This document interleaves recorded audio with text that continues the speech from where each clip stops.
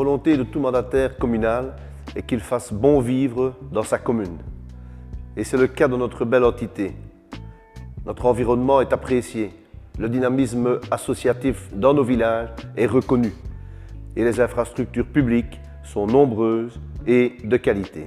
Malheureusement, depuis une dizaine d'années, pour des raisons diverses, nous constatons une diminution du nombre d'habitants.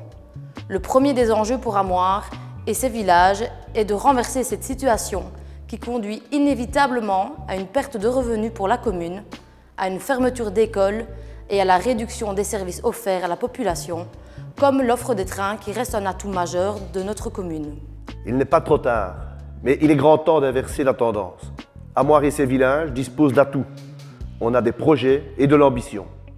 Nous sommes à la croisée des chemins, mais notre avenir passera immanquablement par une indispensable révision du plan de secteur que nous avons entamé. Osons le dire, il s'agit du dossier du siècle et nous comptons bien le mener à son terme.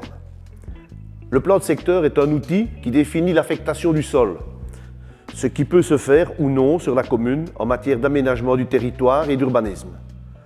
Amoire est depuis trop longtemps prisonnière d'un cadre inadapté aux enjeux actuels et à ceux de demain, comme le réchauffement climatique ou les inondations.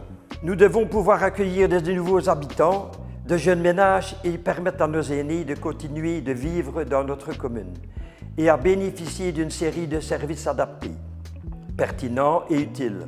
En un mot, nous voulons qu'ils fassent bon vivre dans notre commune à tous les âges de la vie. Nous n'échappons pas non plus à l'inévitable mutation du commerce rural et celle-ci est au centre de nos préoccupations. Nous voulons aider au maintien des commerces de base, mais aussi permettre l'installation de nombreux services à la personne. Nous nous sommes inscrits dans la dynamique régionale du GAL pour atteindre cet objectif. Comme solution aux problèmes des communes rurales, on parle de plus en plus d'une nouvelle fusion des communes. Ça sera probablement un enjeu de la prochaine législature. À l'heure actuelle, nous croyons plutôt aux communautés naturelles de communes autour des bassins de vie. Le dossier de la rénovation de la piscine Bernard Fagne à Ferrières est un bel exemple de cette dynamique qu'il faut amplifier. Nous voulons renforcer le rôle de carrefour ou de pôle de notre commune.